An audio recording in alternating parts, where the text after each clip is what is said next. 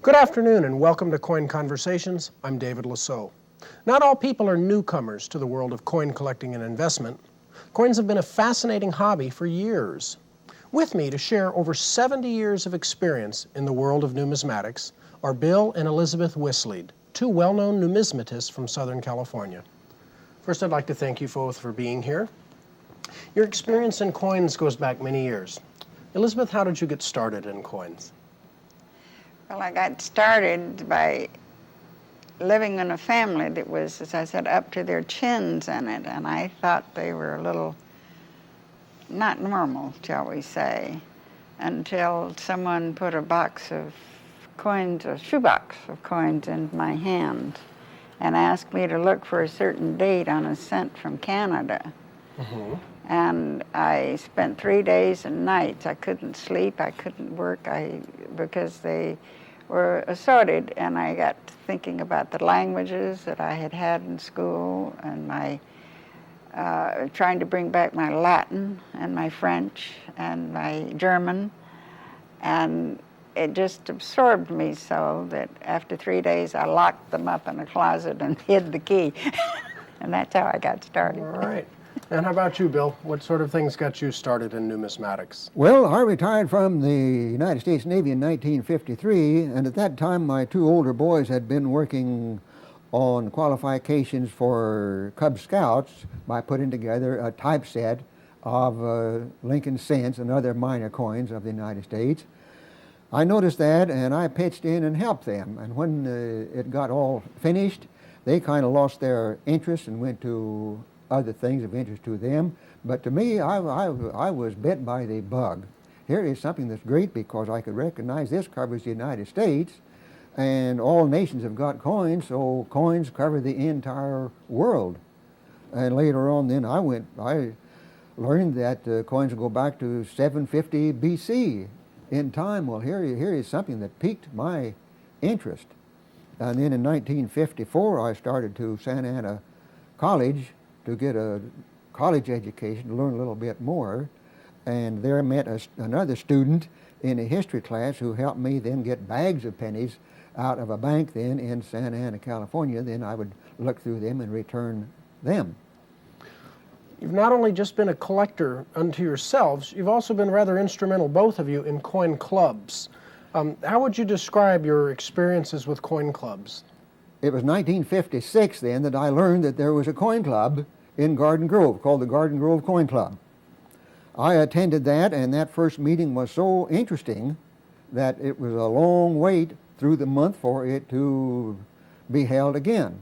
And then in attending that club, then I learned about the Orange County Coin Club, the San Bernardino County Coin Club, the Long Beach Coin Club, the Los Angeles Coin Club, and my interest just seemed to grow as I learned about more numismatic organizations.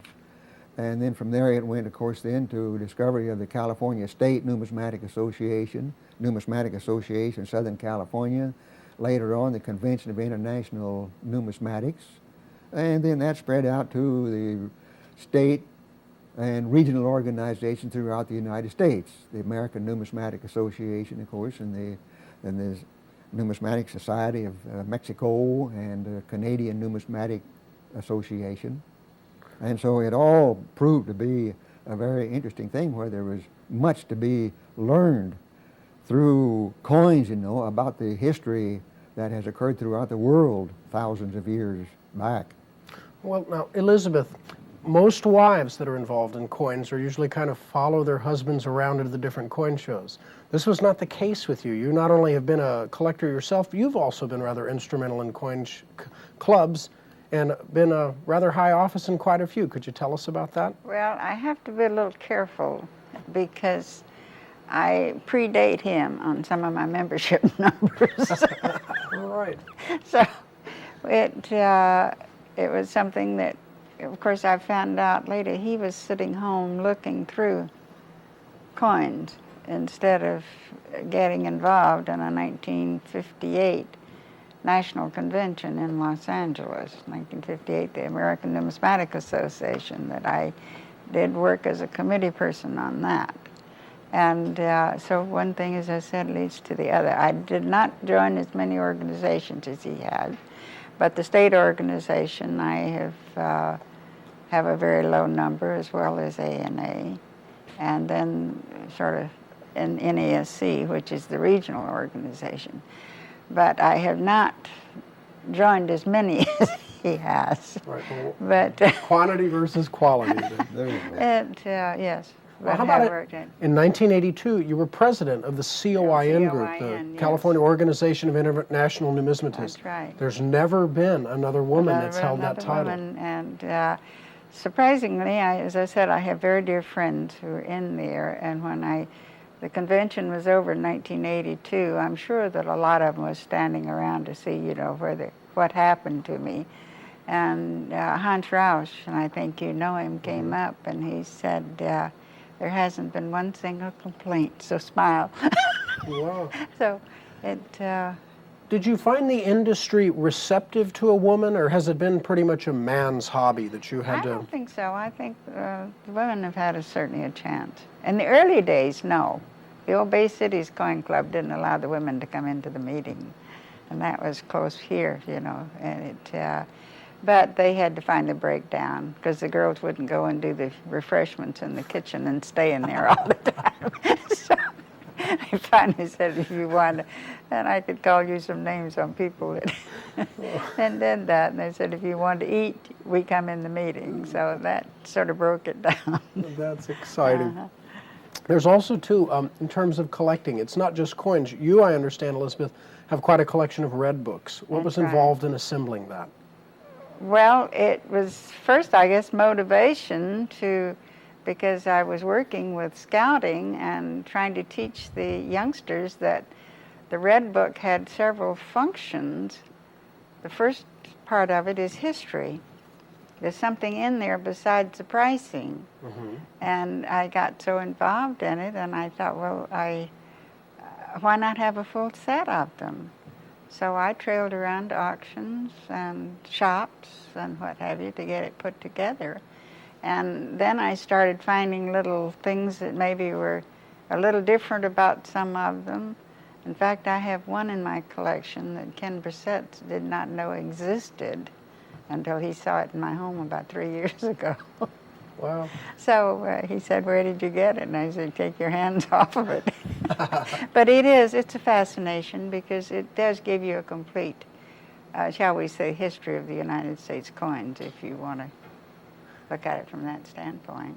And it allowed both of you to get to know Mr. Yeoman. Yes. R.S. Yeoman, yes. who is the father yes. of the Red yes, Book, very which is the well. Bible of coin collectors. We know him well, a great man. What sort of man is Mr. Yeoman? Oh, well, it's just difficult to describe him. He's just such a perfect person in my feeling. He's very friendly, never complained about anything. In fact, he was out here in California in March of this year and did a part on the California State Educational Symposium. And he talked about the Red Book. And of course, he's given me a lot of credit because I collected it and talked to people like I'm talking to you. Someone said one time, why don't you do something about giving a lecture on it? And after doing about 55 of them and lugging a set of Red Books around, I decided it was enough. But Yeoman still calls me his Red Book ambassador of the West Coast. You've said that you've been considered almost kind of crazy being a collector. Yeah. Who were some of the other people that are the real crazies of the industry that helped to bring numismatics to national attention? Yeah. Were you on the coast here? Anywhere. Abe Kosoff, for Abe example, I know Kosoff you knew. was definitely one, and his family, because his son and his daughter were very much involved in it, as was his wife, not as much in the collecting part, but she always went to all the functions. Mm-hmm. And Maurice Gould, who came out here in 1968, I think, from Boston, Massachusetts, was another one that realized that it did help to be a little off beam, if you Uh-huh.